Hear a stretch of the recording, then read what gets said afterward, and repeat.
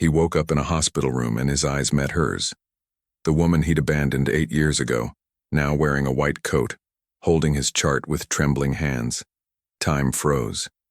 His heart raced, and when she whispered the name Rosie, Christian Bennett knew his life was about to fall apart and begin again all at once. Because some loves don't die. They just wait for the right moment to collect on the debt of abandonment. If this story touched your heart, subscribe to the channel, leave a like, and become a member for early access to upcoming stories. And if you feel it was really worth listening to, also click the Super Thanks button. Your support makes all the difference and helps us keep bringing you stories that move you. Charleston was thick with humidity and jasmine that October afternoon. Golden leaves danced in the wind and the salty sea air mingled with the sweet scent of magnolias adorning the colonial porches. Christian Bennett took a deep breath as he stepped out of the car, feeling the weight of 8 years of absence crushing his chest like a stone. He'd sworn he'd never come back. He'd promised himself that this city, and everything it represented, would stay buried in the past. But life has a cruel way of making us break promises. He was there on business. A corporate merger. Papers to sign. Nothing more. At least that's what he kept telling himself as he adjusted his Italian tie and walked toward the event hall of the historic hotel. The place was packed with businessmen, investors, and faces he didn't recognize. But there was something in the air, an unsettling feeling, as if the universe knew something he didn't yet. Christian shook hands, smiled mechanically, answered questions about markets and stocks. But his mind was elsewhere. It was on that summer night 8 years ago when he left everything behind without explanation. When he ran from Charleston, when he ran from her, Emily. The name still burned in his throat like cheap whiskey. He grabbed a champagne flute and headed to the balcony, needing air. The sun was beginning to set, painting the sky orange and pink. The distant sound of waves breaking on the shore calmed him, but also drowned him in memories. He closed his eyes and for a moment he could almost smell her perfume. Something between lavender and vanilla, soft and devastating at the same time. That's when the pain came. It started in his chest, like a dull pressure. Then it shot up to his left shoulder, squeezing hard. Christian dropped the glass, which shattered on the marble floor. He stumbled, gripping the balcony railing. The voices around him became distant, muffled. Someone screamed. Hands grabbed him. And then, everything went dark. When he opened his eyes again, he was lying on a gurney. Fluorescent lights passed quickly above him. Rushed voices, the constant beep of machines, the unmistakable smell of hospital disinfectant. He tried to speak, but his mouth was dry. Tried to move, but his body wouldn't obey. "Pressure stabilizing," said a male voice. "Prep the observation room," ordered another voice. Female, firm, professional. Christian slowly turned his head, still dazed. And that's when he saw her. Emily Whitmore was there, just a few feet away from him, holding a clipboard, wearing an impeccable white coat. Her brown hair was pulled back in a low bun, a few loose strands framing the face he knew so well, and yet didn't know anymore. She was thinner, more serious. There was something in her eyes that hadn't been there before. A hardness. An old, poorly healed wound. She still hadn't looked directly at him. "Male patient, 35 years old, possible heart attack, no prior history reported," she was saying to the team, her voice controlled, almost cold. "Let's do a full EKG and—" She stopped. The silence that followed was deafening. Emily turned her face slowly, as if she knew something terrible was about to happen. And when her eyes met his, the entire world collapsed. Christian saw everything in that look. The surprise, the shock, the anger, the pain, and something deeper, something he couldn't name but that made him feel like he'd been punched in the gut. She dropped the clipboard. The sound of metal hitting the floor echoed through the hallway. "Dr. Whitmore?" called a nurse, confused. Emily didn't answer. She just stared at Christian, lips parted, breathing fast as if she were drowning in air. He saw her hands tremble, saw the color drain from her face, and for one absurd and desperate moment, Christian wanted to reach out, touch her, say something, anything, that would undo the 8 years of silence between them. But before he could make any move, Emily took a step back. I can't, she whispered, more to herself than to him. Doctor? The nurse insisted. Emily closed her eyes tightly, as if she were fighting an internal war. When she opened them again, something had changed. The vulnerable woman from seconds ago disappeared, and in her place stood the doctor. Cold, professional, distant. Dr. Harris will take over this case, she said, her voice firm but with an almost imperceptible crack. I have another emergency. She turned and started walking down the hallway, too fast to be natural. Emily, Christian managed to say, his voice hoarse, desperate. She stopped. Didn't turn around. Just stood there, her back to him, shoulders tense, hands clenched into fists at her sides. No, she said quietly, but with a firmness that cut deeper than any scream. You don't have the right to say my name. And then she left. Christian lay there on that gurney, staring at the empty space where she'd been. The beeping of the machines continued. The voices around him continued. But for him, the world had stopped. Because he knew, with a terrifying and absolute certainty, that this reunion was only the beginning. That Emily was holding on to something. That the past wasn't dead. And that somehow, he would have to face everything he'd left behind, even if it destroyed him. Emily locked herself in the hospital bathroom and leaned her hands on the cold porcelain sink, breathing deeply, trying to control the trembling that had taken over her entire body. Her reflection in the mirror stared back at her, wide eyes, pale face, trembling lips. She looked like she was on the verge of collapse, and maybe she was. Christian Bennett. After 8 years. 8 years of silence. 8 years rebuilding every piece of herself that he'd shattered when he disappeared without a word, without an explanation, without even a goodbye. She turned on the faucet and splashed cold water on her face, as if that could erase the image of him lying on that gurney, looking at her with those blue eyes that had once been both her refuge and her downfall. The smell of antiseptic soap filled her nostrils, but it wasn't strong enough to erase the memory of his scent, that mix of wood and spices that used to make her dizzy with desire. You're stronger than this, she whispered to herself, gripping the edge of the sink so hard her knuckles turned white. You survived before. You'll survive again. But a cruel voice inside her whispered back, and Rosie, how are you going to protect her now? Her daughter's name was like a slap of reality. Emily closed her eyes and instantly saw that 7-year-old face, the messy brown curls, the blue eyes identical to her father's. Those damn eyes that she saw every day and that made her remember the man who abandoned her. Rosie didn't know. She'd never known who her father was.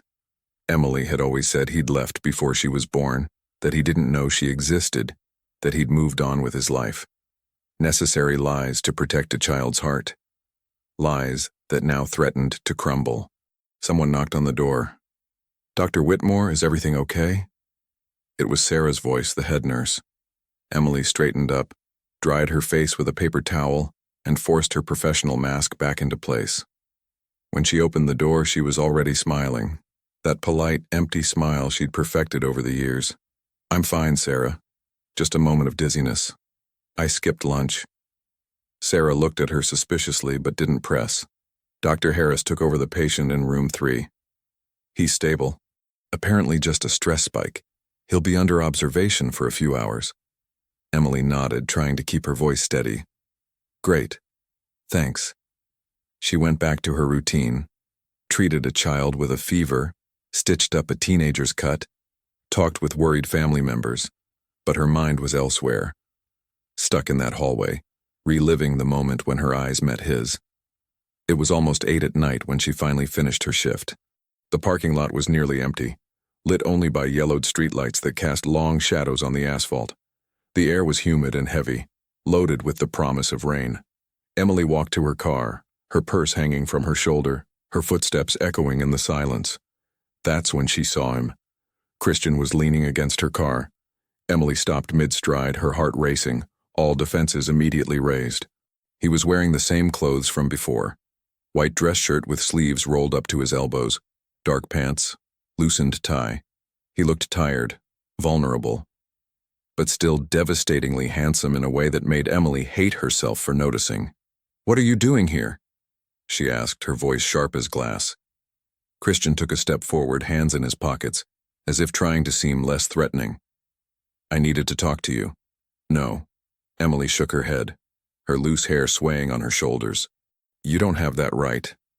Emily, please. No. Her voice came out louder than she intended, echoing through the empty parking lot. You don't show up after 8 years and expect me to just… what? Listen to your apologies? Accept your explanations? Christian ran his hand through his hair, a gesture she knew so well. He always did that when he was nervous. I know I don't have the right to ask for anything. I know I hurt you.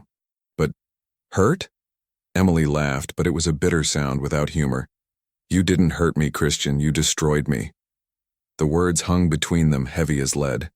She saw the pain cross his face, but she felt no satisfaction. She only felt the old, familiar emptiness open up in her chest. I woke up every day waiting for a call, she continued, her voice shaking now, all the anger and pain of 8 years leaking through the cracks in her armor. I checked my phone 1,000 times a day. I went to that cafe you loved, thinking that maybe, just maybe, you'd be there. I waited. Like an idiot. I waited. Emily. He took another step toward her, and Emily saw his eyes glisten under the yellow glow of the streetlight. I can explain. I don't want your explanation. She wiped away the tears that were starting to fall, furious with herself for crying in front of him. I don't need it. Because you know what I learned? I learned that the reason doesn't matter. In the end, you chose to leave. Chose to leave me. And that choice says everything. The silence between them was thick, suffocating. Christian looked at her with an intensity that made her skin tingle, as if he could see through all the layers of anger and find the girl she used to be, the one who loved him with blind and absolute devotion. You're right, he said finally, his voice low and hoarse. I chose to leave, and it was the worst decision of my life. Emily felt something break inside her when she heard that, because part of her, that stupid romantic part that had never completely disappeared, wanted to believe him, wanted to run into his arms and pretend the last 8 years didn't exist. But then she thought of Rosie, of how her daughter sometimes asked about her father, with that innocent curiosity that broke Emily's heart, of how she deserved more than a father who disappears without warning. Go away, Christian, Emily said, her voice tired now. Go away and leave me alone, you're good at that after all. She walked to the car, pulled her keys from her purse with trembling hands, trying to ignore his presence that seemed to fill all the space around her. I'm not giving up, Christian said behind her, and there was something in his voice, determination, desperation, that made Emily stop with her hand on the door handle. She turned her head slightly, just enough for him to see her profile illuminated by the dim light. There's nothing to fight for, Christian. We ended a long time ago. Then why are you still wearing the ring? Emily froze. She looked down at her right hand, where a simple silver ring with a small blue stone glinted discreetly. The ring he'd given her on their first dating anniversary. The ring she'd sworn to throw away 1,000 times, but never could. When she raised her eyes again, Christian was closer.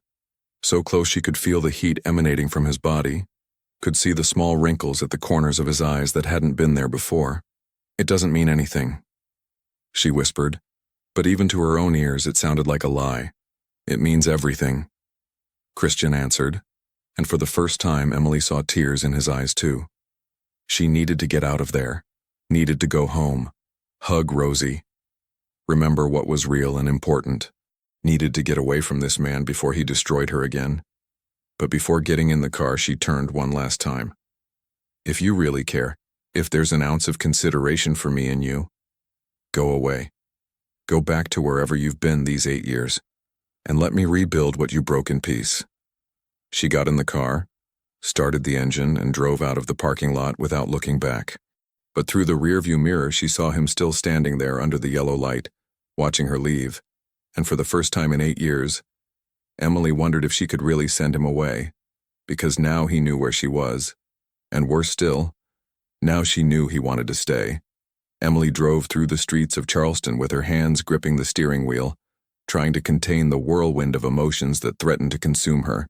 The rain began to fall, first in timid drops, then in thick curtains that turned the windshield into a blur of lights and shadows. The rhythmic sound of the wipers was almost hypnotic, but not enough to silence the thoughts screaming in her mind. He came back. Christian came back. She parked in front of the small 2-story house she shared with Rosie, a white cottage with blue windows and a garden where her daughter insisted on planting sunflowers. The warm living room light was on, and through the window Emily could see Margaret's silhouette, the babysitter, reading something on the couch. Emily took a deep breath, wiped her eyes, and forced a smile before getting out of the car and running to the porch, shielding herself from the rain with her purse over her head. When she opened the door, she was greeted by the sound of laughter. "Mommy." Rosie came running down the hallway, her bare feet tapping on the wooden floor, her brown curls bouncing around her face. She threw herself into Emily's arms with such force she almost knocked her over. Emily held her tight, inhaling the scent of strawberry shampoo and crayons. For a moment, everything was okay. Christian disappeared. The past disappeared. There was only this warm embrace and her daughter's crystalline laughter. "I missed you," Emily whispered against the soft curls. "Me too, Mommy. Look what I drew." Rosie pulled away and ran back to the living room, returning seconds later with a crumpled drawing in her hands. It was a figure of a woman in a white coat next to a small girl, both surrounded by colorful hearts. "It's us. You saving people and me being your helper." Emily felt her heart squeeze. "It's beautiful, sweetheart. I'll put it on the fridge." Margaret appeared in the doorway of the living room, a gray-haired lady with a kind smile. She had dinner, did her homework, and convinced me to let her stay up waiting for you. "Thanks, Meg." Emily gave a quick hug to the woman who had been her safe harbor in recent years. "Sorry I'm late." "No need to apologize, dear. A shift is a shift." Margaret grabbed her purse and raincoat. "See you tomorrow?" "Yes." "Thanks again." When Margaret left, Emily locked the door and turned to find Rosie watching her with those piercing blue eyes, Christian's eyes, that always seemed to see more than a 7-year-old should see. "Mommy, were you crying?" Emily touched her own face, surprised. "No, sweetheart, it's just the rain." Rosie frowned, clearly unconvinced, but didn't insist. "Can we make hot chocolate?" "Of course. I'll change clothes and be right down." Half an hour later, they were wrapped in blankets on the couch, mugs of hot chocolate in their hands, watching a cartoon that Emily wasn't really following. Her mind kept going back to the parking lot, to Christian's face, to the way he looked at her, as if she were the only real thing in a world of illusions. "Mommy?" Rosie's voice pulled her back. "Yes, honey? Have you ever had a true love?" Emily almost choked on her chocolate. "Why are you asking that?" Rosie shrugged, her eyes still fixed on the TV. "The teacher read a book today about a princess who found her prince after a long time apart. She said true love always finds a way back." She turned to Emily, her expression too serious for her age. "Is that true?" Emily felt her throat tighten. How could she answer this without lying, but also without destroying her daughter's innocence? "Sometimes," she said carefully, "people love each other very much, but life takes them down different paths. And that doesn't mean the love wasn't real. It just means that sometimes love isn't enough." Rosie was silent for a moment, processing. "And my dad? Did you love him?" The question hit Emily like a punch to the gut. They'd talked about Rosie's father before, but always superficially, vaguely. Now, with Christian back, everything felt dangerously close to crumbling. "Yes," Emily admitted quietly. "I loved him very much." "Did he love you too?" "I thought so. I was sure he did." "He did love me," Emily said, choosing to believe it was true, at least back then. "But he had to leave." "Why?" "I don't know, sweetheart." And that was the most painful truth of all. Even after 8 years, Emily didn't know why Christian had left. Didn't know what she'd done wrong. Didn't know if he simply stopped loving her or if there was something else. Something he never had the courage to say. Rosie snuggled closer, her head resting on Emily's shoulder. "If I meet my dad someday, I'm going to ask him why he left." Emily closed her eyes, fighting back tears. "And what will you say if he has a good reason?" "I'll tell him he should have stayed anyway," Rosie answered with the absolute certainty of a child. "Because we're more important than any reason." Out of the mouths of babes, Emily kissed the top of her daughter's head, breathing in her scent, holding on to this moment as if she could keep it forever. "You're right," she whispered. "You're the most important thing in the world." After Rosie finally fell asleep, Emily sat in the dark living room, only the streetlight filtering through the curtains. She grabbed her phone and opened the drawer of the coffee table, taking out an old shoebox. Inside were photos, dozens of them. Emily and Christian at a beach laughing, Christian kissing her forehead in a park, the two of them dancing at a wedding. Each image was a stab of good memories that made the pain of abandonment even worse. But at the bottom of the box was the photo Emily kept most carefully. It was an ultrasound. The first image of Rosie, taken 2 weeks after Christian disappeared. Emily remembered lying on that cold table, looking at the small shape on the monitor, and feeling her world split in two, devastation and pure love. She never got to tell him. Didn't have the chance. He was already gone. The phone vibrated in her hand, making her jump. A message from an unknown number. "Please give me a chance to explain, just one conversation. You choose where and when." See. Emily stared at the message for a long time, her thumb hovering over the delete button. But then she looked at the ultrasound photo, at the pictures of her with Christian, at the staircase where Rosie slept, oblivious to the fact that her father was just a few miles away. With trembling hands, Emily typed a response. "Tomorrow, Harbor Cafe, noon, and Christian, I have something you need to know." She sent it before she could change her mind. The response came almost immediately. "I'll be there. Thank you, Emily." Emily threw the phone on the couch and buried her face in her hands. What was she doing? How was she going to tell him about Rosie? How was she going to look into his eyes and say the words that would change everything forever? "You have a daughter, and she has your eyes." She went to the window and watched the rain fall, the streets glistening under the streetlights. Somewhere out there, Christian was also awake, probably wondering what she had to say, probably hoping for some kind of closure. He had no idea that tomorrow, his entire life would change, and Emily wasn't sure if she was about to give him the greatest gift in the world or inflict the greatest punishment he could receive, knowing that he'd missed 7 years of his own daughter's life. Maybe it was both. The rain kept falling, washing the streets, but unable to wash away the weight Emily carried in her heart. Tomorrow she would tell the truth, and nothing would be the same after that. Harbor Cafe smelled of freshly ground coffee and cinnamon. It was a small, cozy place with exposed brick walls, plants hanging in the windows, and wooden tables worn by time. Emily had chosen this place purposefully. It was public enough to feel safe, but discreet enough for the conversation they needed to have. She arrived 15 minutes before noon, ordered a chamomile tea she knew she wouldn't be able to drink, and sat at a corner table with her back to the wall. Her hands trembled slightly as she stirred the spoon in her cup, watching the steam rise in lazy spirals. "You can do this," she repeated to herself. "For Rosie, you can do this." The cafe door opened, the little bell above it chiming softly, and Christian walked in. Emily felt the air leave her lungs.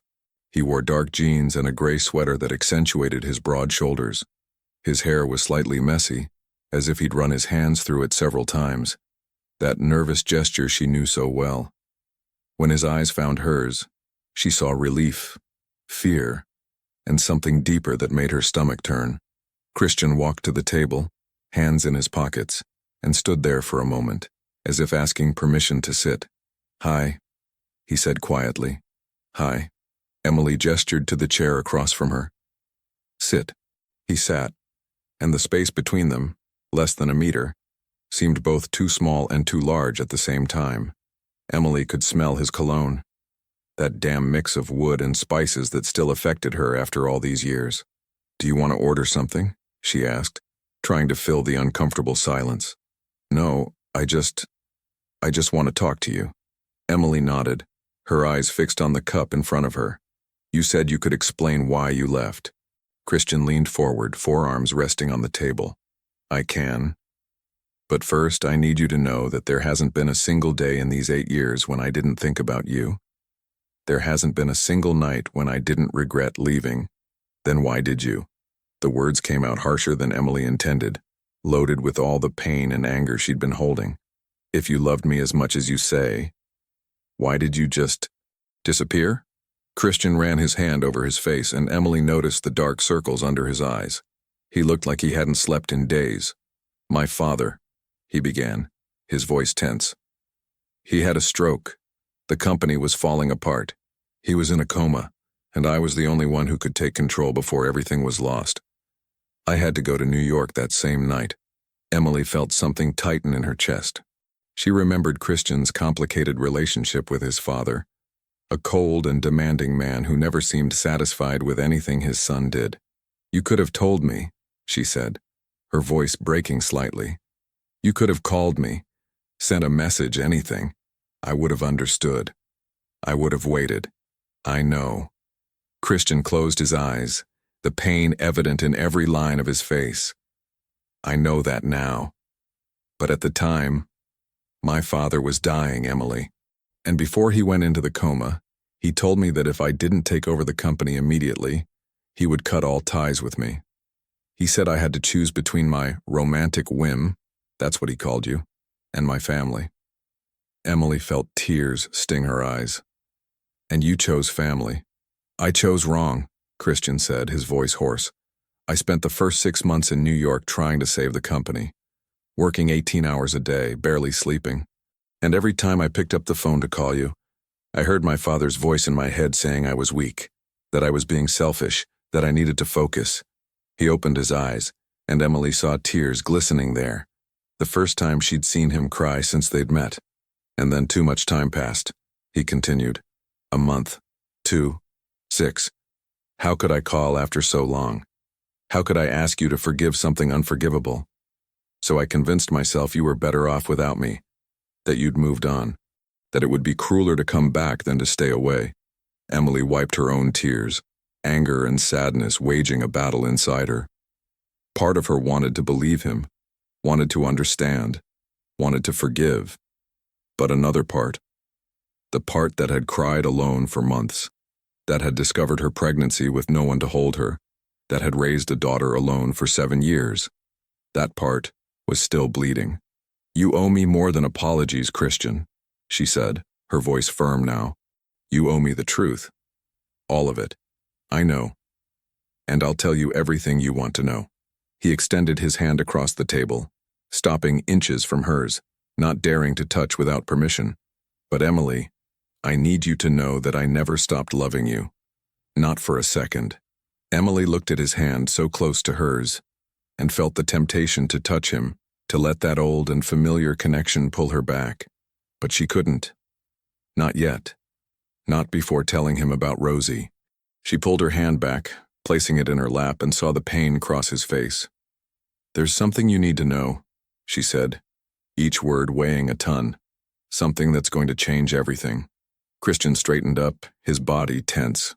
What? Emily took a deep breath, holding the air in her lungs for a long moment before releasing it slowly. There was no going back. Once she said it, everything would change forever. 2 weeks after you left, she began, her voice trembling slightly, I found out I was pregnant. The silence that followed was absolute. Emily saw the exact moment the words sank in, saw Christian's eyes widen, saw the color drain from his face, saw his lips part, but no sound come out. Pregnant, he repeated finally, his voice just a hoarse whisper. Yes. Emily forced herself to maintain eye contact, even though every fiber of her being wanted to look away. I tried to find you. I called your cell hundreds of times, but it was off. I went to your apartment, but it was empty. I tried your friends, but nobody knew where you were. It was like you disappeared off the face of the earth. Christian was visibly shaking now, his hands gripping the edge of the table so hard his knuckles were white. I had to make all the decisions alone, Emily continued, and now that she'd started, the words came out in a steady flow, as if she were freeing herself from a weight she'd been carrying for years. Decide whether to continue with the pregnancy. Tell my parents, find a place to live, set up a nursery, go to doctor's appointments alone. And then, give birth alone. With only a nurse holding my hand while I pushed and screamed and wished more than anything that you were there. A tear ran down Christian's face, but he didn't wipe it away. He just sat there, breaking piece by piece as he listened. Her, he said, and it was barely a question. The child, we have a daughter. Emily let a small smile touch her lips, because even amid all the pain, thinking of Rosie always brought light. Her name is Rosie. Rosie Charlotte Bennett Whitmore. She's 7 years old. And she has your eyes. Christian let out a sound that was half sob, half disbelieving laugh. He buried his face in his hands, his shoulders shaking. A daughter, he murmured between his fingers. I have a daughter. Yes. He lifted his face, and Emily saw a mixture of devastating joy and absolute pain there. I missed 7 years. 7 years of her life. I wasn't there when she was born. Wasn't there for her first steps, her first words, her first day of school. No, Emily confirmed. And there was a gentle cruelty in her honesty. You weren't. Christian stood up abruptly, the chair scraping on the floor, and walked to the window, turning his back to her. Emily could see the tension in his shoulders, the way his hands opened and closed into fists at his sides. What's she like? He asked, his voice so low Emily almost didn't hear. She's perfect. Emily felt the tears return, but now they were softer tears of maternal love. She's smart, funny, stubborn. She loves to draw and plant flowers. She has your crooked smile, your stubbornness, your eyes that seem to see right through people. Christian turned, and the look he gave Emily was one of pure devotion and desperation. Can I meet her? And there it was. The question Emily knew would come. The question she'd prepared herself to answer, but that still terrified her. Yes, she said, because to deny it would be cruel. And despite everything, Emily wasn't cruel. But with conditions. Christian returned to the table, sitting on the edge of the chair, leaning forward as if every word from Emily was vital. Anything. First, Emily raised one finger. You're not just going to walk into her life and then disappear again. If you want to be part of this, it's forever. There's no halfway with a child's heart. I understand. I swear, Emily, I'm not going anywhere. Second, she raised another finger. We go slow. She doesn't know who you are. She knows she has a father but has never met him. We're not just going to say, surprise, here's your dad. We'll let her get used to you first. Yes. Yes, of course. And third, Emily hesitated, because this was the hardest one. You can't hurt me again, because if you hurt me, you hurt her, and I won't allow that. Christian extended his hand across the table, and this time, Emily didn't pull away when he took her hand. His touch was warm, firm, familiar in a way that made her heart ache. I will never hurt you again, he said, his eyes on hers, full of an intensity that made her believe. I spent 8 years paying for my mistake. I'm not going to waste this second chance. Emily nodded, squeezing back for a brief moment before letting go. So, she said, taking her phone from her purse and opening the photo gallery. Do you want to meet her? She turned the phone, showing a photo of Rosie from the day before. Brown hair and wild curls, blue eyes shining, wide smile showing the tooth that had just fallen out. Christian looked at the screen, and Emily saw the exact moment his world changed forever. He touched the screen with his fingers, tracing the outline of Rosie's face as if she were the most precious thing in the world. She's beautiful, he whispered. She's perfect. She's ours, Emily said quietly. And for the first time in 8 years, that word, ours, didn't seem so impossible. The playground was full of life that sunny Saturday afternoon. Children ran between the colorful equipment, their joyful screams mixing with the creak of the swings and the distant sound of an ice cream vendor. The smell of popcorn and cotton candy floated in the air, and the sun filtered through the tree leaves, creating patterns of light and shadow on the ground. Emily sat on a wooden bench, her hands nervously clasped in her lap, watching Rosie play on the slide. Beside her, Christian was completely still, as if afraid that any movement might break the fragile moment. 3 days had passed since the revelation at the cafe. 3 days in which Emily carefully prepared Rosie for this meeting, saying only that she would meet a special friend of Mommy's who was visiting the city. Rosie, being the curious and sociable child she was, got excited about the prospect of making a new friend. She had no idea she was about to meet her father. She's wearing the dress I bought for her birthday, Emily commented quietly, more to fill the silence than anything else. Yellow is her favorite color. She says it's the color of happiness. Christian didn't take his eyes off Rosie. She looks like you when she laughs, and like you when she's focused.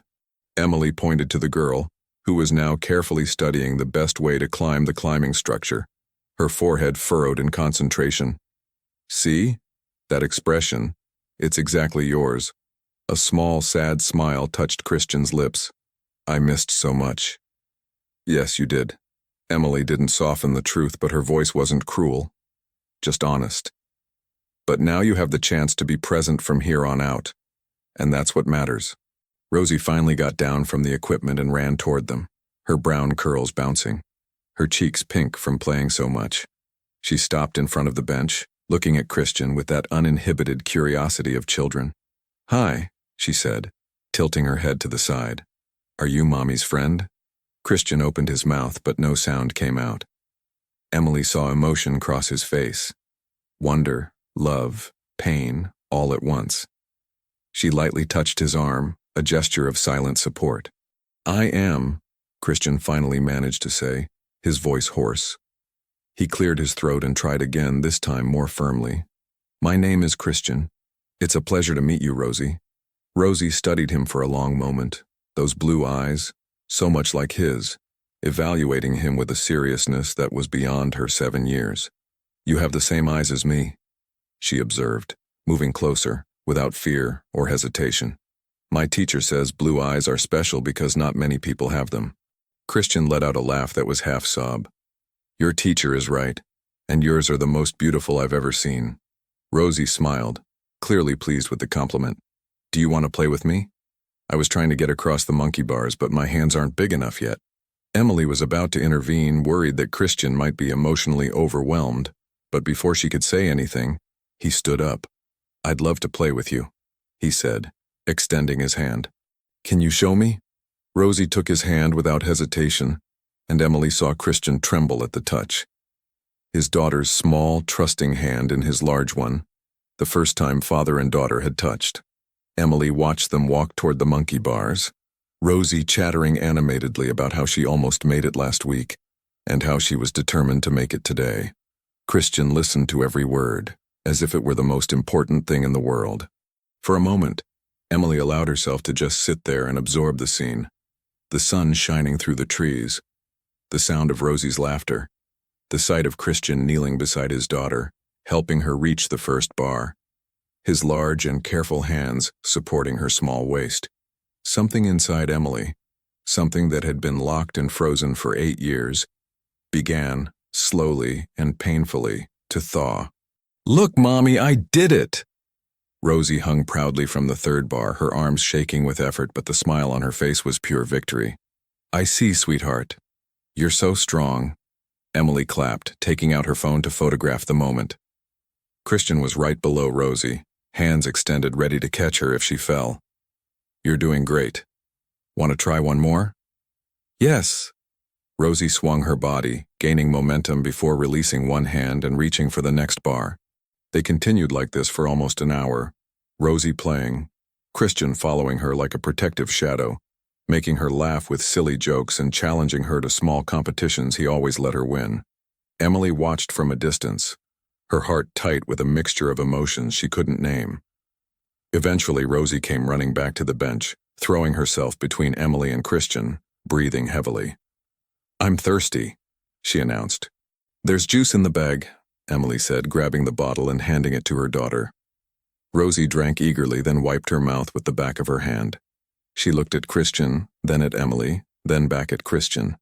You're nice, she declared. Can you come play again?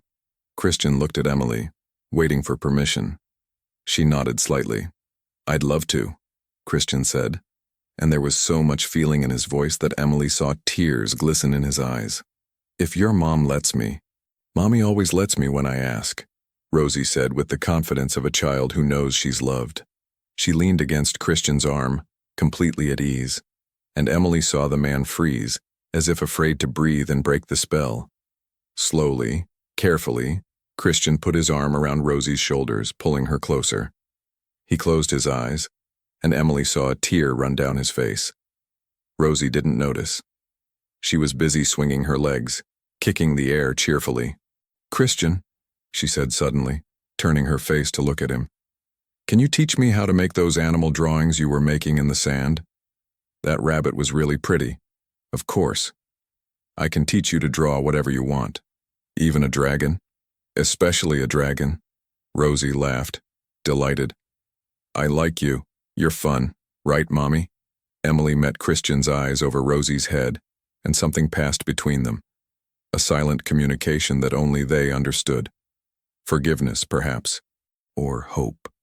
Or just the shared recognition that this small perfect child between them was the most important thing either of them would ever create. "Yes," Emily said softly. "He's fun."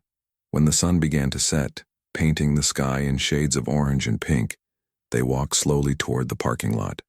Rosie was in the middle, one hand in Emily's, the other in Christian's, swinging between them and laughing every time they lifted her off the ground. "Again, again," she shouted, and they obeyed, lifting her into the air, making her fly. The sound of her laughter echoed through the empty park, pure and carefree, and Emily thought she'd never heard anything more beautiful. When they reached Emily's car, Rosie finally seemed to realize the day was ending. "Are you leaving now?" she asked Christian, her eyes wide and suddenly sad. Christian knelt in front of her, getting at eye level. "For today, but I'll come back, I promise."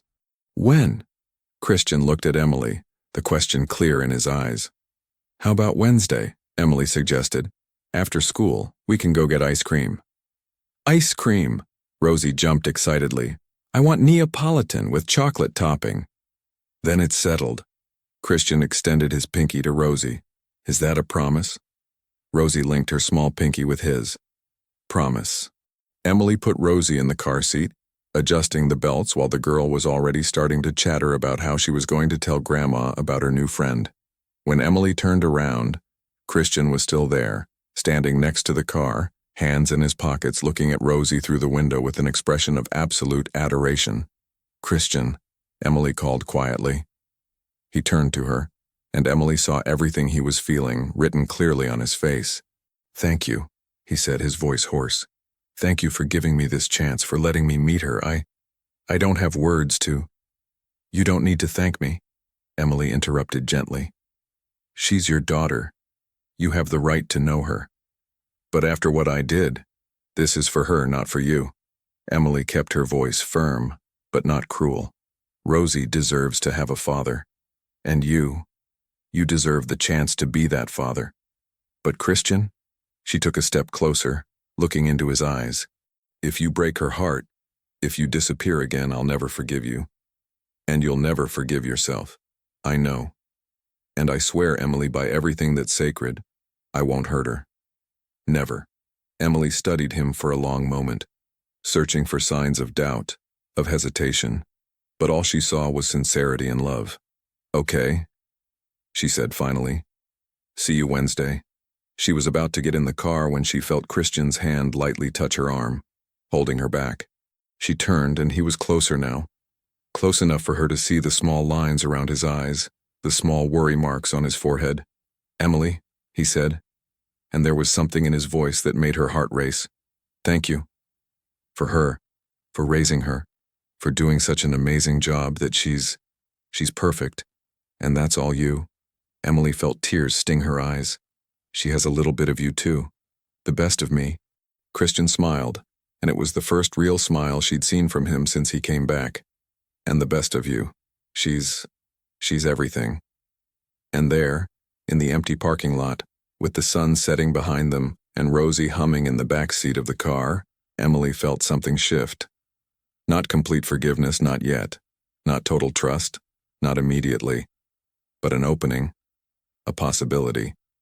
A chance that maybe, just maybe, they could find a way back to each other. Not as they were before, but as something new. Something built on honesty, maturity, and the shared love for that extraordinary child who united them. "See you Wednesday," Emily said quietly. "See you Wednesday," Christian replied, and as Emily drove away, she looked in the rearview mirror and saw him still standing there watching them go, one hand raised in farewell. And for the first time in a long while, she allowed herself to have hope. The nursing home smelled of antiseptic, wilted flowers and the unmistakable scent of time running out. Christian walked through the white, sterile corridors, his footsteps echoing against the polished linoleum, his heart heavy with each step that brought him closer to the room at the end of the hall. He didn't want to be there. There were 1,000 other places he'd rather be. With Rosie at the park, talking with Emily, anywhere but there. But some things needed to be resolved before he could truly move forward. He stopped in front of the door marked with the number 247 and took a deep breath, preparing himself to face the ghost that had haunted him since he left Charleston 8 years ago. He knocked softly and pushed the door open without waiting for an answer. The room was small but well lit, with a window overlooking a garden where birds sang among the azaleas. A wheelchair was folded in the corner. Medical machines blinked silently beside the bed. And in the bed, almost swallowed by the white pillows, was Catherine Bennett, the woman who raised him, the woman he'd abandoned the same night he abandoned everything. She was sleeping, her face thin and pale, her white hair spread over the pillow like delicate lace. Her hands, which Christian remembered as always being strong and capable, were now fragile and marked with age spots, resting on the light blue blanket. She looked so small, so fragile, nothing like the woman he remembered.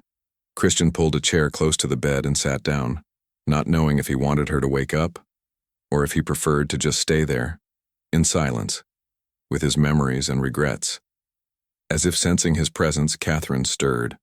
Her eyes opened slowly, still the same vibrant green that Christian had inherited, and it took a moment for them to focus on him. When they did, she gasped softly. "Christian," she whispered, her voice rough from disuse. Are you real? It's me, Mom." He took her hand, amazed at how light and fragile it felt. "I'm real." Tears began to stream down her face, leaving wet trails on her sunken cheeks. "You came back. After all these years, you came back." "I'm sorry," Christian said, and the words came out before he could stop them, loaded with 8 years of guilt. "I'm sorry I left. For not calling. For leaving you alone when you needed me most." Catherine shook her head frantically, squeezing his hand with surprising strength. "No. No, dear. You have nothing to apologize for. I should have stopped you from going, should have stood by you when your father gave that ultimatum." Christian frowned, confused. "But you didn't say anything. That night when Dad said I had to choose between the company and Emily, you just stood there, silent, because I was a coward." More tears fell, and Catherine seemed even smaller, shrinking under the weight of years of regret. "Your father was dying and I was terrified. Terrified of losing him. Terrified of being alone. Terrified of losing you too. So I said nothing. And by saying nothing, I lost you anyway." Christian felt something break inside him. All the anger he'd held onto, all the resentment, began to crumble in the face of her fragility, the genuine pain in her eyes. "He died 2 months after you left," Catherine continued, her voice shaking. "And in those last days when the morphine kept him awake, he told me he'd made a mistake. Said he shouldn't have made you choose. That he was afraid of losing everything and ended up losing what really mattered." "Why didn't you tell me?" Christian asked, his throat tight. "Why didn't you call to tell me that?" "Because I was ashamed." Catherine brought her free hand to her face, covering her eyes. "Ashamed of what we'd done to you. Ashamed to admit I was weak, and then too much time passed and I thought you hated me. That you had every right to hate me." "I never hated you, Mom." Christian leaned forward, taking the hand that covered her face and gently lowering it. "I was angry, hurt, but I never hated you." Catherine studied him for a long moment. Those green eyes, so much like his, full of a mixture of relief and sadness. "Do you still love her?" she asked suddenly. "That girl, Emily, do you still love her?" Christian didn't hesitate. "Yes, more than ever." A small smile touched Catherine's lips. "And her? Has she forgiven you?" "We're working on it." Christian hesitated, knowing what he was about to say would change everything. "Mom, there's something you need to know. Something I only found out a few days ago." Catherine waited, her eyes attentive. "I have a daughter," Christian said, and even saying it out loud for the 100th time, it still seemed surreal. "Emily was pregnant when I left. She tried to find me, but I'd already disappeared, and she raised our daughter alone for 7 years. The silence that followed was heavy, loaded. Then Catherine began to cry. Not silent tears this time, but deep sobs that shook her entire fragile body. A granddaughter, she said between sobs. I have a granddaughter, and I missed 7 years of her life. Just like you missed. Oh, Christian, what have we done? What has our family done? Christian pulled her into an awkward embrace, careful with her fragile body but firm enough to offer comfort. It's not lost, Mom. Not completely. I met her. Her name is Rosie. And she's everything good that Emily and I made together. Catherine pulled back, wiping her face with trembling hands. Does she know? About you? Not yet. Emily and I are taking it slow. But one day I'll tell her. And if you want, if Emily allows it, I'd like you to meet her too. Catherine's face lit up with a hope Christian hadn't seen in years. I'd love that. Oh dear, I would love that so much. They stayed talking for hours, filling in the gaps of 8 years. Catherine told him about how she sold the big house after his father died, how she moved to Charleston to be closer to the memories of where Christian grew up, how she gradually got sick until she could no longer live alone. Christian told her about New York, about how he turned the company into an empire, but how every success was empty because he had no one to share it with. He told her about seeing Emily at the hospital, about the shock of discovering Rosie, about how every moment with his daughter was simultaneously the greatest joy and the most painful reminder of everything he'd lost. When the sun began to set, casting long shadows across the room, a nurse entered discreetly to check Catherine's vital signs. You need to rest, Mrs. Bennet, the nurse said gently. Catherine nodded but squeezed Christian's hand tightly. Will you come back? Every day if you want, Christian promised. And will you bring me pictures of her? Of Rosie? Christian smiled, taking his phone from his pocket. Emily had sent some photos from the day at the park and he'd saved them like precious treasures. He showed the phone to Catherine, who touched the screen with trembling fingers, tracing the outline of Rosie's face. She has your eyes, Catherine whispered in wonder, and Emily's smile. Oh, Christian. She's beautiful. She's perfect. Catherine returned the phone, leaning back against the pillows with a tired but content sigh. Bring her to visit me when the time is right. I want to meet my granddaughter before. Don't talk like that, Christian interrupted, though they both knew the truth. Catherine was sick. Very sick. The doctors had given her months, maybe a year at most. I need to talk like this, Catherine said with gentle firmness, because it's the truth.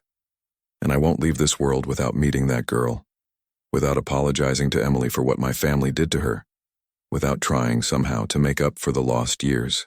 Christian kissed her forehead, feeling the feverish warmth of her skin. I'll arrange it, I promise. And Christian? Catherine took his hand one last time. Fight for them. For Emily and for Rosie. Don't make the same mistakes your father and I made. Love is more important than pride, than fear, than anything. Don't let time pass without saying what you feel. I won't. Not this time. When Christian left the nursing home, the sky was dark, speckled with stars. He stood in the parking lot for a long moment, breathing in the fresh night air, feeling the weight of years of emotional baggage just begin, to lift. He had a daughter who didn't yet know he was her father. He had a love that hadn't yet been fully forgiven. He had a mother who was fighting to make peace before it was too late. And he had, for the first time in 8 years, something to fight for. Something to live for. He grabbed his phone and opened Emily's message, looking at the photo of Rosie smiling at the park, her small hand in his. And for the first time since returning to Charleston, Christian felt something beyond regret and pain. He felt hope. The weeks following the first meeting at the park transformed into a delicate and precious routine. Christian showed up 3 times a week, always punctual, always with a gentle smile and some small gift for Rosie. A drawing book, imported colored pencils, a 1,000-piece puzzle they would put together. Emily watched from a distance as father and daughter built bridges over the chasm of 7 lost years, and something inside her, something she'd buried deeply, began to awaken. That Thursday, they'd agreed to go to Rosie's school art exhibition. The small classroom was decorated with colorful drawings, abstract paintings, and clay sculptures that looked more like alien creatures than the animals they were supposed to represent. Mothers and fathers circulated, taking photos, praising their children's work with exaggerated enthusiasm. Rosie pulled Christian by the hand, dragging him from one wall to another, explaining each drawing with the seriousness of a professional museum curator. "This one here is a sunset over the ocean," she said, pointing to a canvas covered in orange, pink, and purple in chaotic brushstrokes. "I used my hands instead of brushes because the teacher said art is about feeling, not just about seeing." Christian knelt beside her, studying the painting with genuine attention. "It's beautiful, Rosie. You can see the movement of the waves, and the way the colors blend. It looks like the sun is melting into the sea." Rosie beamed at the praise. "You really understand. Mommy said it was pretty, but I think she was just being nice." "Hey," Emily protested with a smile, approaching them. "I really thought it was beautiful." "I know, Mommy." Rosie hugged Emily's leg quickly before returning her attention to Christian. "But Christian understands art. He showed me how to draw shadows the other day, remember? Now all my drawings look real." Emily observed the interaction, her heart tight with a mixture of emotions. Christian had become a constant presence in Rosie's life so quickly, so naturally, that sometimes it was easy to forget that just a few weeks ago he was a stranger. But then she remembered the pain, the abandonment, the years struggling alone, and the walls went back up. Except now those walls were getting lower every day. "Rosie, why don't you go show your science project to Grandma?" Emily suggested, pointing to where her mother was on the other side of the room. "She was looking for you." "Okay." Rosie ran off, her curls bouncing. Christian stood up, staying beside Emily. They were silent for a moment, watching Rosie gesture animatedly to her grandmother, telling some elaborate story. "She's amazing," Christian said quietly. "Every time I'm with her, I fall a little more in love, and every time I leave, I feel like I'm leaving a piece of myself behind." Emily looked at him, really looked. She noticed the small changes, how he seemed to sleep better, how his smile reached his eyes now, how he moved with less weight on his shoulders. Charleston was healing him, just as Rosie was. "She asked about you last night," Emily admitted, her voice soft. "Asked why you came to visit us so much. If you were special to me." Christian turned his body entirely toward her, his attention complete. "And what did you say?" "I said you were an old friend, that we had history, that you were important." Emily bit her lip, hesitant. "She's getting attached to you, Christian. And I need to be sure you're not going to disappear when this gets hard." "I won't." Christian took a step closer, close enough for Emily to feel the heat emanating from him, close enough for her to need to tilt her head slightly to maintain eye contact. "Emily, I know you don't completely trust me yet. I know I have to prove every day that I'm not going anywhere. But please believe me when I say there's nothing in this world that could make me leave again. Nothing." Emily saw the truth in his eyes, those blue eyes that had once been her home, and felt something move inside her. Something dangerous. Something like hope. "Come have dinner with us tonight," she heard herself say before she could reconsider. "Nothing fancy, just pasta and salad. But, come. Rosie would be happy." "And you?" Christian asked, his voice low, intimate. "Would you be happy?" Emily hesitated, then nodded slowly. "Yes, I would be." The smile that lit up his face was like the sun rising after a long night. Emily's house smelled of garlic and basil when Christian arrived at 6 o'clock, holding a bottle of red wine and a bouquet of sunflowers. Rosie's favorite flowers, he'd learned.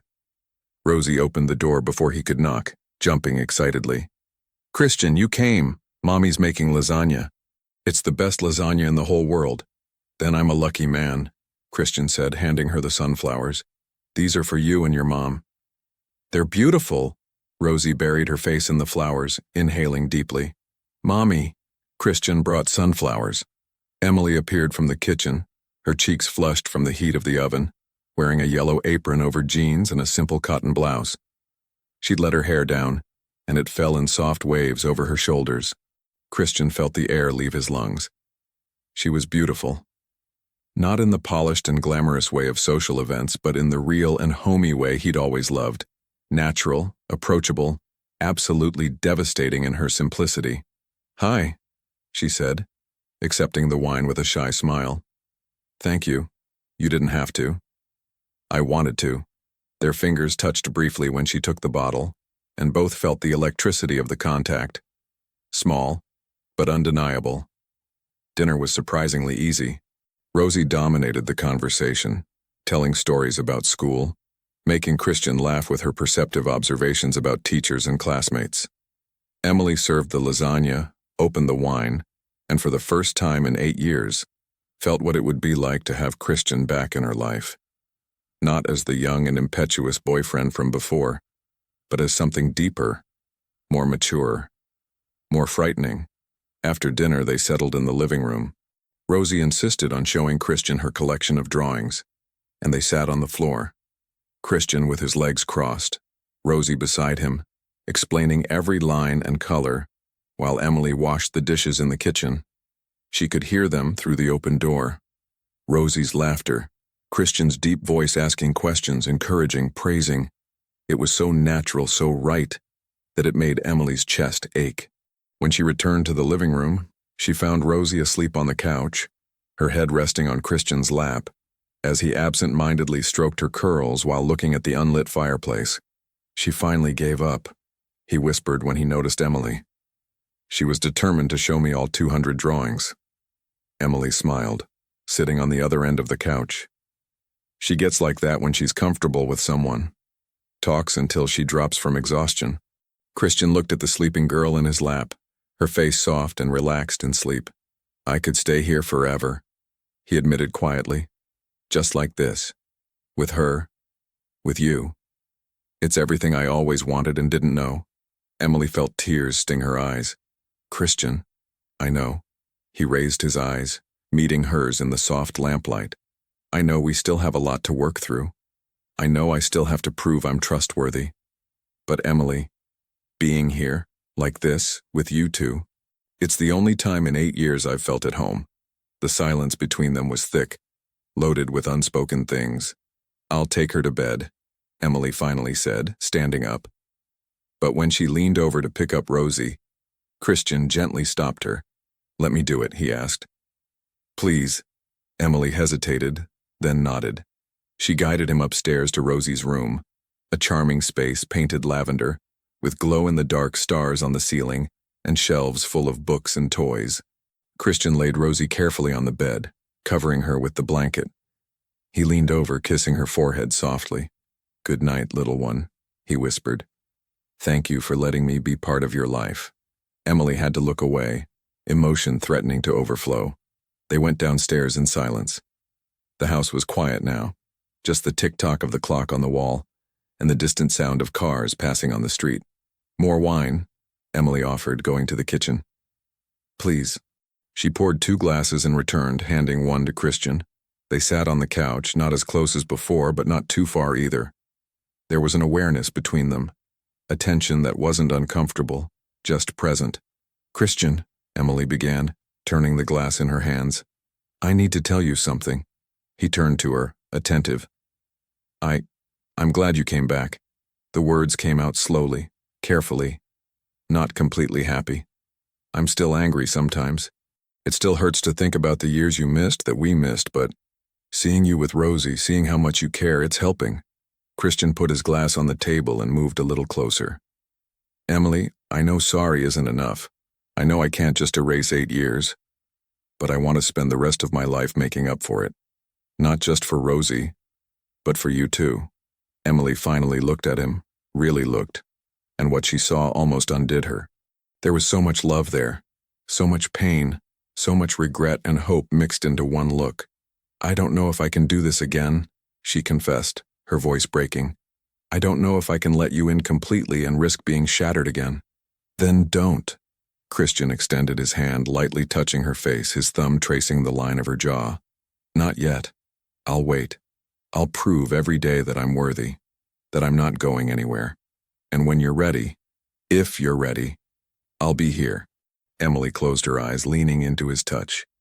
It was the first time she'd allowed herself this kind of contact since he came back, and it was both familiar and totally new. "I missed you," she whispered, "even hating you sometimes. I missed you, and that made me even angrier."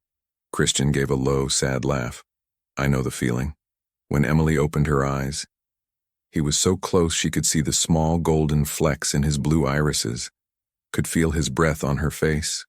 "Emily," he said, and there was a question in his voice. She didn't answer with words. She just leaned in, closing the final distance, and pressed her lips against his. The kiss was soft, hesitant, loaded with 8 years of longing and pain and unresolved love. Christian froze for a split second before responding, his hand moving to the back of her neck, pulling her closer. It wasn't the passionate and desperate kiss of youth. It was something deeper, slower, more intentional, more real. It was a kiss that said, "I remember, I still feel, and maybe we can try again." When they pulled apart, both were breathing hard, foreheads resting against each other. "This doesn't mean everything's okay," Emily said quietly. "It doesn't mean I've completely forgiven you. I know, but it means I'm willing to try. Slowly, one day at a time." Christian smiled, and it was the most beautiful and hopeful smile Emily had ever seen. Slow is perfect. One day at a time is more than I could ask for. They stayed like that for a long moment, holding each other in the soft light of the living room, the world outside forgotten, and for the first time since Christian came back, Emily allowed herself to believe that maybe, just maybe, they could find their way back to each other, not as they were before, but as something better. Something stronger, something built on truth, forgiveness, and the small girl sleeping upstairs who united them forever. The rain began to fall on a Friday night, 3 weeks after that first kiss. Heavy drops beat against the windows of Emily's house, creating a soft symphony that muffled the sounds of the city. The sky was dark, loaded with clouds that promised a long and necessary storm after weeks of suffocating heat. Emily was in the kitchen absent-mindedly stirring a pot of risotto when she heard the knock at the door. Her heart raced. She knew who it was before she even opened it. Rosie was spending the night at her grandmother's house, something that happened once a month, and Emily had invited Christian for dinner. Just the two of them. For the first time. When she opened the door, she found him drenched, his hair stuck to his forehead, his dress shirt clinging to his body. He was holding a bottle of red wine and a somewhat sheepish smile. "I should have brought an umbrella," he said, laughing softly. Emily couldn't help her own smile. "Come in before you catch pneumonia." She brought towels, watching as he dried his face and hair, his movements awkward and almost adolescent. There was something vulnerable about seeing him like this, wet, disheveled, completely human. "I'll get you a shirt," she offered. "I think I still have some of your things from when you used to stay here sometimes." Christian froze, his eyes meeting hers. "You kept my things?" Emily looked away, her cheeks flushing slightly. "I never had the courage to throw them away." She quickly went upstairs, her heart beating fast. At the back of the closet, buried under winter blankets and clothes she no longer wore, was a box.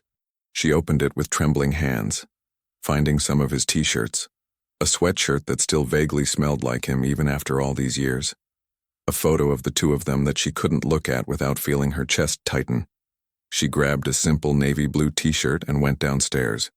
Christian was in the living room, looking at the photos on the mantel, most of them of Rosie, but some old ones, from when he and Emily were still together.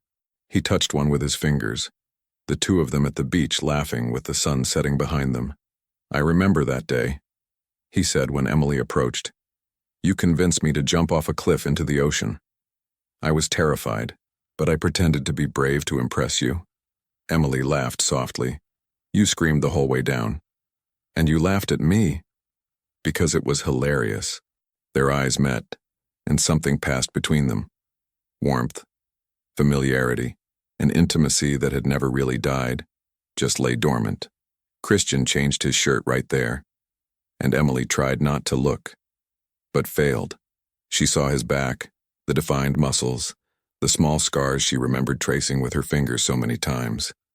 When he turned around wearing the dry t-shirt, something in the air between them changed. It became thicker, more charged. "Dinner's almost ready," Emily said, her voice a little huskier than she intended. "Do you want to open the wine?" They ate at the small kitchen table, candles lit between them because Emily had decided, on impulse, to create a special atmosphere. The conversation flowed easily. About Rosie, about his work, about her plans to maybe go back to school. They laughed, drank wine, and with each passing minute, the distance between them seemed to shrink. When they finished eating, Emily stood up to get dessert, but Christian gently held her hand. "Leave that for later," he said quietly. "For later?" Emily repeated, her heart racing. I just want to be like this with you. No rush. No interruptions." He pulled her gently, and Emily found herself sitting in his lap, his arms around her waist, his face hidden in her neck. "Christian," she began, but the words died when she felt his lips press softly against the sensitive skin below her ear. "Tell me to stop if you want," he murmured against her skin.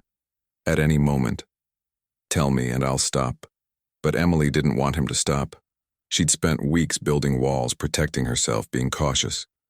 And suddenly in that candlelit kitchen, with the rain falling outside and his warmth surrounding her, she didn't want to protect herself anymore. She wanted to feel. She wanted to remember.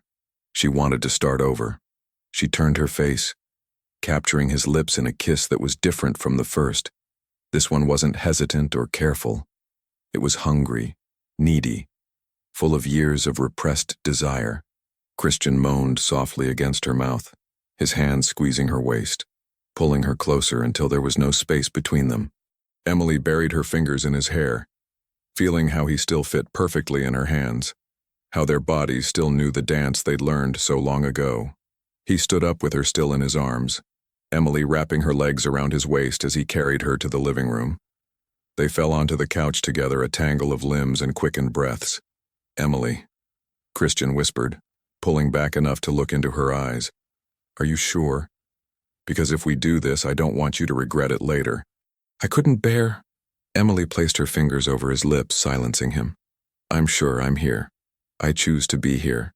With you." And then there were no more words. Their lips met again, and this time when Christian touched her, his hands explored with reverence, as if she were something sacred he feared breaking. He traced the line of her neck with soft kisses, descending to the curve of her shoulder. Emily arched against him, her fingers working on his shirt buttons with an urgency that surprised her. The fabric slid off his shoulders, revealing skin she remembered knowing so well. She touched him with trembling hands, rediscovering each line, each muscle, each small mark that told the story of 8 years apart. Christian pulled her closer, his hands sliding under her blouse, his warm palm against the skin of her back. Emily felt a shiver run the entire length of her spine, a warmth building in her belly. "You're so beautiful," he murmured against her skin, his lips tracing a path back to her neck. "You always were. But now you're devastating." Emily didn't trust words in that moment. So she responded with actions, pulling her own blouse over her head and letting it fall to the floor. She saw Christian's eyes darken, saw the way he looked at her, not just with desire but with love, with admiration, with something so deep it made tears sting her eyes. He touched her carefully, each caress deliberate, attentive, as if he were memorizing every inch. His fingers traced patterns on her skin that ignited flames in places Emily had forgotten could burn. They moved together on the couch, bodies fitting with surprising familiarity, considering the time that had passed. Christian's hands were firm but gentle, guiding her, teasing her, worshiping her. "I dreamed of this," he confessed, his voice hoarse with emotion. "Every night. I dreamed of coming back to you." "I'm here," Emily whispered, her hands gripping his shoulders. "I'm here now." Time lost meaning. There was only their touch, synchronized breathing, heartbeats that seemed to beat in unison. Christian was careful, patient, never rushing, always checking with her through looks and touches if she still wanted, if she was still with him. And Emily was. Completely, entirely, When they finally gave themselves to each other completely, it was with a silent intensity that took both their breaths away. There were no words, just looks, touches, shared breaths. It was both a reconciliation and a new beginning, a goodbye to the past, and an embrace of the future. Christian held her face between his hands, his thumbs tracing her cheekbones as they moved together. "I love you," he said, and there were tears in his eyes. "I never stopped. Not for a second." Emily felt her own tears fall. "I love you too. Even when I didn't want to. Even when it hurt. I always loved you." And then there was nothing but the feeling of completeness, of two broken pieces finally fitting back together. Afterward, they lay on the couch, covered only by a soft blanket Emily had pulled from the back. Christian was on his back, Emily nestled against his chest, her fingers tracing lazy circles on his skin.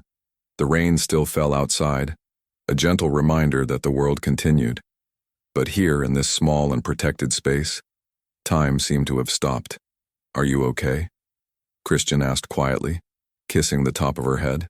"I'm more than okay," Emily replied, surprised to realize it was true. She didn't feel vulnerable or exposed. She felt whole, as if a piece of her that had been missing for years had finally returned to its place. Christian pulled her closer, intertwining his fingers with hers over his heart. She could feel the beats, firm, steady, real. "I don't want to leave tonight," he confessed. "I know I should.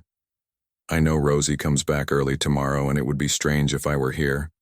But I just want to stay, just like this, with you." Emily turned slightly, raising her face to look at him. "Then stay, just for tonight. We'll figure out the rest tomorrow." Christian smiled, that slow, warm smile that used to make her melt, and kissed her tenderly. "Tomorrow," he agreed. "We'll figure it out tomorrow." They stayed there, bodies intertwined, hearts beating in sync, while the rain washed the world outside. And for the first time in 8 years, both slept deeply, without nightmares, without regrets. Just peace, and the silent promise that this time they wouldn't let love slip away. This time they would fight for it, together. The morning arrived softly, with rays of sun streaming through the curtains and illuminating Emily's face. She blinked slowly, disoriented for a moment until the memory of the previous night came back in waves. The dinner, the wine, Christian, the way they gave themselves to each other. She turned her head and found him still sleeping beside her. His face relaxed, one of his hands still intertwined with hers. For one perfect and fragile moment, Emily allowed herself to simply observe him. The small wrinkles around his eyes, the jaw covered with stubble, the way his chest rose and fell in deep breaths. He looked peaceful in a way she hadn't seen in a long time. "We did it," she thought. "Maybe we really can make this work." But then her phone vibrated on the coffee table, breaking the spell.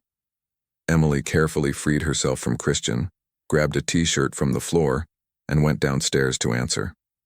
It was her mother, calling to say that Rosie was excited to come home and she could pick her up in an hour. An hour. Emily looked at the clock. 8:15 in the morning.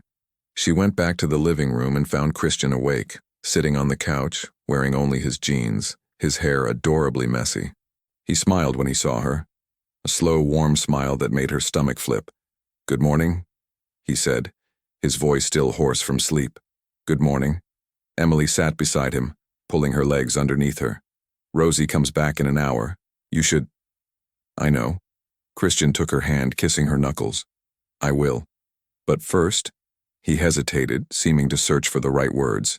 "Last night was amazing," Emily finished, blushing slightly. "And scary. And I don't know what it means, but I don't regret it. Neither do I. Not for a second." Christian pulled her closer, resting his forehead against hers. "Emily, I know we're still figuring things out, but I need you to know.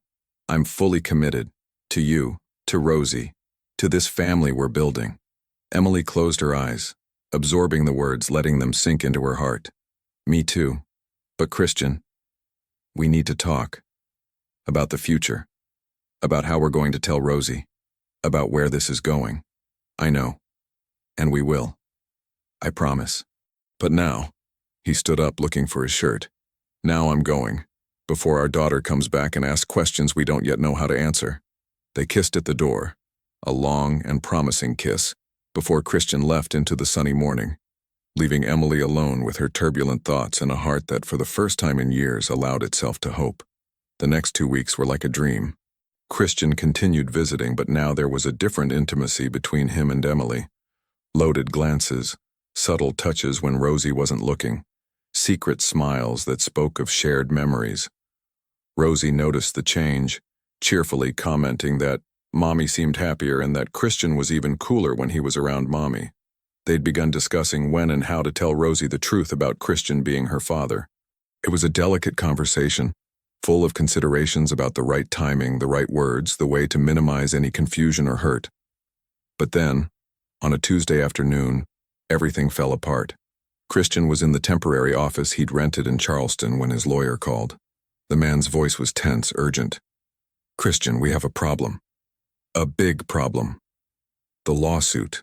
That damn lawsuit that had been dragging on for months in New York.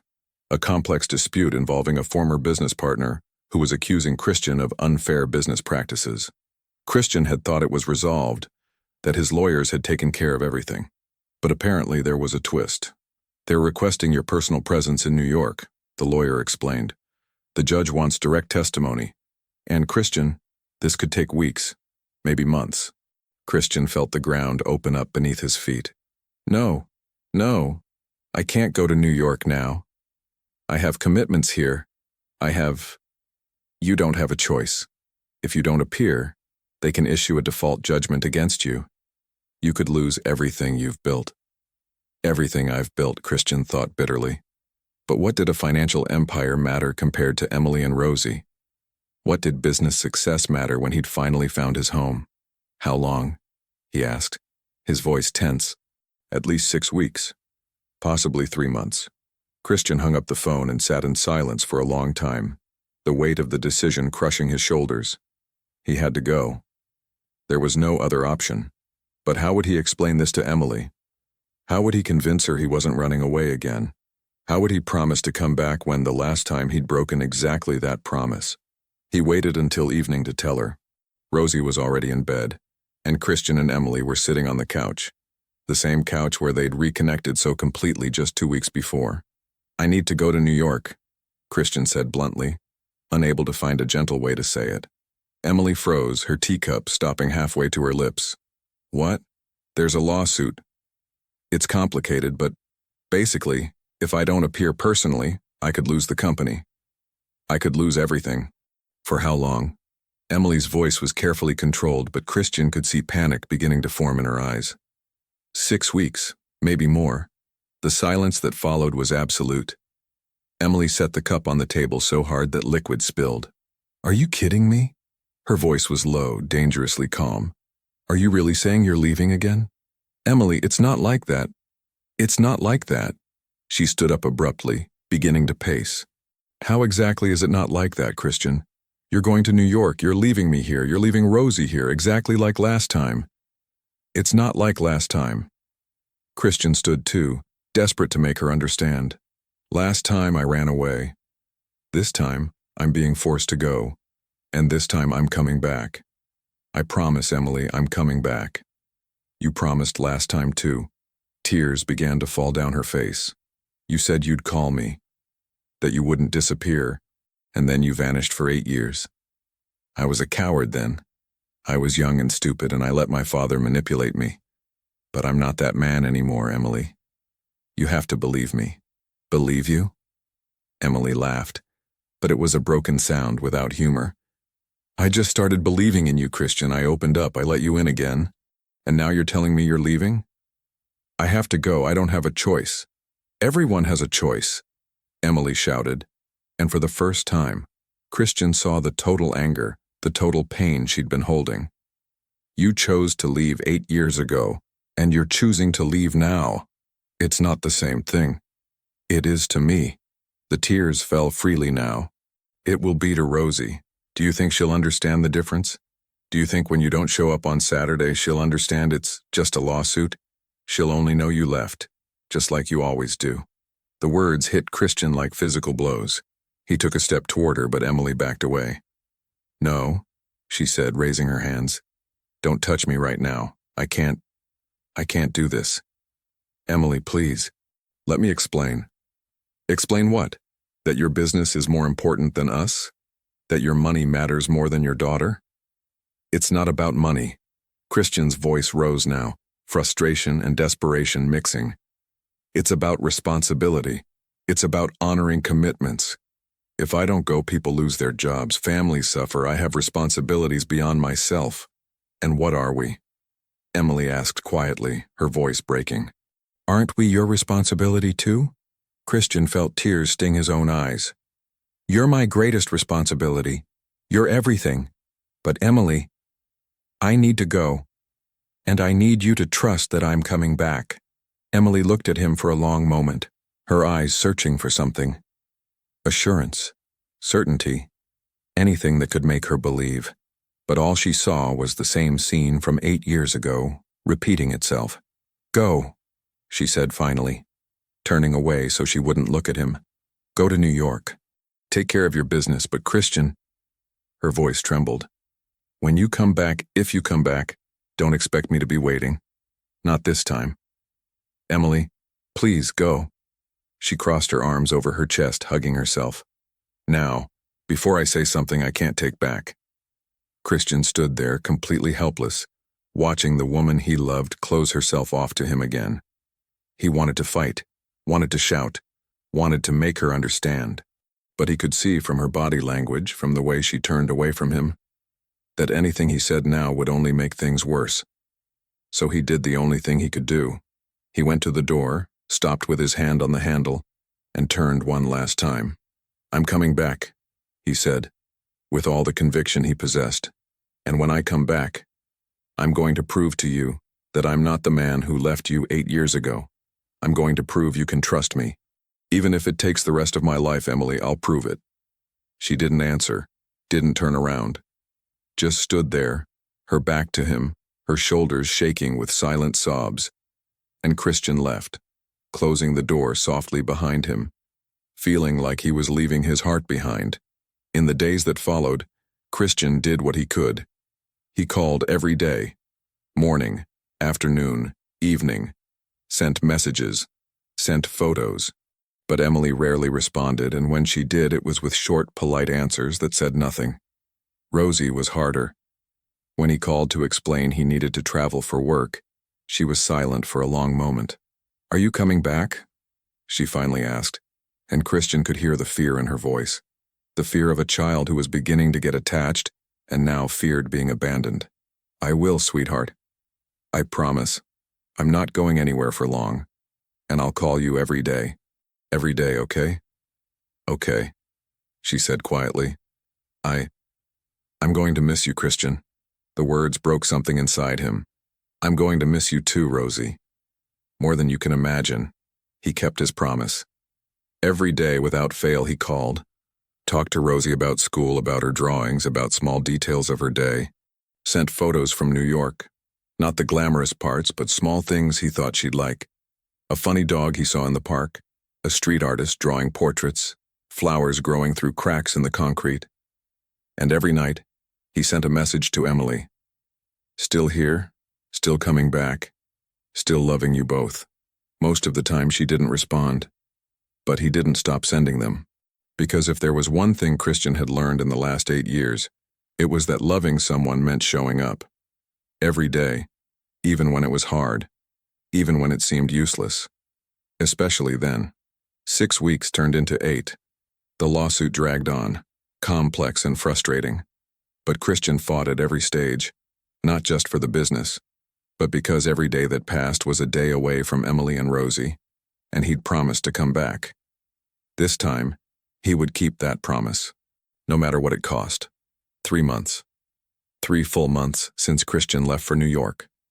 90 days of daily calls, goodnight messages, photos sent of small, everyday moments. 90 days of Rosie asking, "When is Christian coming back?" and Emily answering soon while her own heart doubted. But he'd kept his promise. Every night, without fail, the phone rang. His voice crossed the distance, telling her about the progress of the lawsuit, making Rosie laugh with silly stories, asking about Emily's day with a tenderness that undid her bit by bit. Emily had built walls again. She had to. Allowing herself to wait was dangerous. But with each passing day, with each call he made, the walls got a little lower. And then, on a rainy Tuesday in January, the phone rang earlier than normal. Emily. Christian's voice was loaded with emotion. It's over. The lawsuit is over. I won. And I'm coming home. Emily's heart stopped. When? I'm already at the airport. I board in 2 hours. I'll arrive in Charleston at 9 tonight. Emily sat heavily on the couch, her hand gripping the phone. Christian, I know you're still angry. I know you don't completely trust me. But I'm coming back, Emily. Like I promised. And this time I'm not going anywhere. Ever again. What if there's another lawsuit, another emergency? Another thing that takes you away? Then I'll sell everything. The company, the buildings, every investment. Because I learned something in these 3 months away from you. His voice broke. I learned that success without you and Rosie isn't success. It's just emptiness. So if I have to choose between the empire I built and the family I love, I choose you. I'll always choose you. Emily closed her eyes, tears flowing silently.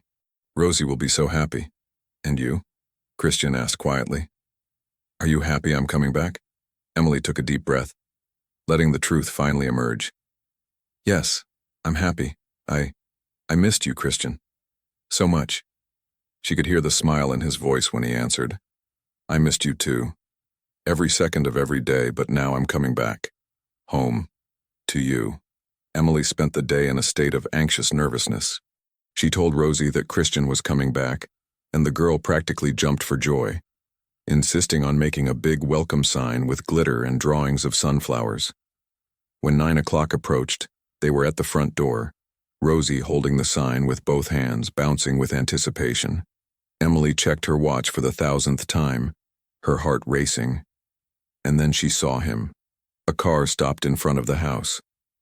The door opened, and Christian got out, carrying only a small suitcase, his eyes immediately searching for them. Christian! Rosie dropped the sign and ran, her small feet pounding on the stone path. Christian dropped his suitcase, kneeling with open arms. Rosie threw herself at him with such force she almost knocked him over, her little arms wrapping around his neck in a tight embrace. You came back, she sobbed against his shoulder. You really came back. I promised, didn't I? Christian held her tight, his eyes closed, his face buried in her curls. And I always keep my promises to you. Emily watched from the porch, her hands pressed against her chest, tears flowing freely. Seeing the two of them together, seeing the pure and unconditional love between father and daughter, was both beautiful and devastating. Christian finally stood up, still holding Rosie, and walked toward Emily. When he stopped in front of her, their eyes met, and everything that needed to be said was there. In the look, in the silence, in the way the space between them vibrated with possibility. Hi, he said quietly. Hi, Emily replied, her voice hoarse with emotion. Rosie squirmed in Christian's arms, looking between the two adults with that sharp perception of children. Are you going to kiss now? In movies, people always kiss when someone comes back from a trip. Emily and Christian laughed, tears mixing with the sound. That depends on your mom, Christian said, his eyes never leaving Emily's face. Does she want to kiss me? Emily took a step forward, rising on her toes, and pressed her lips against his in a soft, sweet kiss, full of promise and forgiveness. Welcome home, she whispered against his mouth. Finally, he replied. I'm finally home. In the weeks that followed, they finally had the conversation they'd postponed for so long. They sat with Rosie on a Saturday morning, all three on the couch, and Christian held her small hand. Rosie, there's something your mom and I need to tell you, he began, his voice trembling slightly. Something very important. Rosie looked between them, her blue eyes, so much like his, wide and attentive. Emily took Rosie's other hand, squeezing gently. You know how you always asked about your dad? About where he was? Rosie nodded slowly. Christian took a deep breath. Rosie, I'm your father. I didn't know about you for a long time because I had to leave before you were born. But now that I know you, you're the best thing that ever happened to me." The silence that followed seemed to last an eternity. Rosie looked at Christian, then at Emily, then back at Christian. Her expression was impossible to read. Surprise, confusion, deep thought. "You're my dad?" she finally asked, her voice small. "Yes. So, is that why we have the same eyes?" Christian smiled through his tears. "Yes, that's why. And is that why you came back? Because you found out about me? I came back because I love you, and because I love your mom, and because I don't want to be anywhere in the world but here, with you two." Rosie was quiet for a long moment, processing. Then, with the direct simplicity of a child, she asked, "Are you going to stay now? Forever?" "If you want me to, forever. I want you to." Rosie threw herself into his arms again, and Christian held her like she was the most precious thing in the universe, because she was. "Then that's it," he said, kissing the top of her head. "I'm staying. Forever." 6 months later, on a golden summer afternoon, Emily and Christian got married. It wasn't a big ceremony. There weren't hundreds of guests or luxurious halls.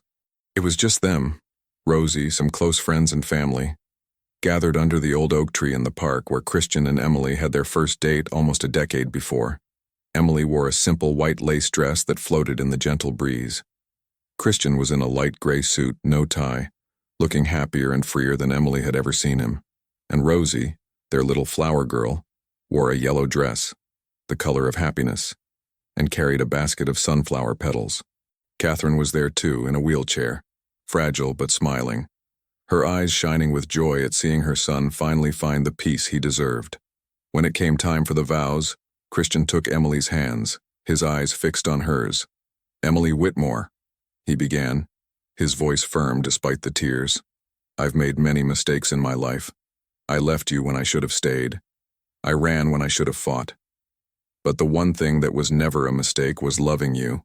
Even in the years we were apart, even when I thought I'd lost you forever, I loved you. And I will love you every day I have left. I promise to be present. I promise to fight for us. I promise never again to let fear or pride take me away from what really matters. You and Rosie are my home, and wherever you are is where I belong." Emily squeezed his hands, tears falling freely now. "Christian Bennett," she said, her voice trembling with emotion. "You broke my heart, but you also fixed it. You showed me that forgiveness is possible, that second chances exist, that love can survive even our worst mistakes. I love you not in spite of our past, but because of it. Because every pain, every tear, every night alone brought us to this moment. And I wouldn't change anything if it meant not having this moment here with you and our daughter. You are my heart, my home, my forever." Rosie, unable to contain herself, let out a small, happy sob, making everyone laugh through their tears. The officiant smiled. "Rosie, I believe you have something to say?" Rosie stepped forward, holding a paper with trembling hands. She had insisted on writing her own words for the ceremony. "Mommy and Christian," she read, her voice surprisingly firm for an 8-year-old. "I used to wish I had a dad. I'd see other kids with their dads and wonder what it would be like. And then Christian showed up, and he was better than anything I could have imagined. He taught me to draw. He makes me laugh. He loves Mommy the way she deserves to be loved." She raised her eyes from the paper, looking between the two. "My teacher said that love doesn't arrive late. It just ripens when it's ready. And I think you were ripening until now. Until this moment. When we're all together and complete." There wasn't a dry eye under that oak tree. Christian knelt down, pulling Rosie into a hug. "Thank you, little one. For giving me a chance. For letting me be your dad. Thank you for coming back," Rosie whispered back. "And for staying." When they exchanged rings, simple gold bands that gleamed in the afternoon sun, and when Christian finally kissed Emily as his wife, the whole world seemed to sigh with relief. Because some loves are bigger than time, stronger than pain, deeper than regret. And this love, this complicated, broken, fixed, and rebuilt love, was exactly that kind. When everyone had gone and the sun began to set, painting the sky orange and pink, Christian and Emily stayed behind. Rosie was with her grandmother, giving the newlyweds a moment alone. They walked to the oak tree, barefoot on the soft grass, hands intertwined. "You know what's funny?" Emily said, leaning back against the tree trunk. "When you left 8 years ago, I thought my life was over. I thought I'd never be happy again." Christian pulled her into his arms, resting his chin on top of her head. "And now? Now I realize that was just the beginning. The end of who we were, maybe. But the beginning of who we'd become." She pulled back enough to look into his eyes. "We needed to break to learn how to rebuild ourselves stronger." Christian touched her face gently, his thumb tracing the line of her jaw. "I'd go through it all again. All the pain, all the regret, all the lost years, if it meant getting here. To you, to Rosie, to us." Emily smiled, rising on her toes to kiss him. "Me too." They stayed there as the sun set, dancing barefoot on the grass under the oak tree, where it all began, where it all ended, and where it all began again. No music, just the sound of their hearts beating in sync. No audience, just the two of them and the promise of tomorrow. No words, because finally, after years of painful silences and broken words, they didn't need them. Love, true, deep, eternal, was spoken in touch, in looks, in the way they fit perfectly in each other's arms. And when the stars began to appear in the darkening sky, Christian whispered against her lips, "I love you. Forever and always." Emily smiled. Forever and always. And for the first time in 8 years, when they said those words, both completely believed them. Because this time, it wasn't a promise from young lovers. It was a vow from souls who had found their way back to each other through the darkness. And that kind of love never dies. It just transforms into something stronger, something eternal, something worth every tear, every pain, every moment of waiting. Because in the end, they didn't just survive, they flourished. Together, Christian and Emily learned that true love isn't perfect. It's resilient. It's not about never falling, but about choosing to get up together as many times as necessary. They lost years but gained wisdom. They broke, but rebuilt themselves stronger. And Rosie, the little spark born from an interrupted love, became the bridge that reconnected them. Sometimes what seems like an end is just a necessary pause before the real beginning. And maybe, deep down, this story also speaks to us, to our own breaking points, forgiveness, and new beginnings. If this story touched your heart, subscribe to the channel, leave a like, and become a member for early access to upcoming stories. And if you feel it was really worth listening to, also click the Super Thanks button. Your support makes all the difference and helps us keep bringing you stories that move you.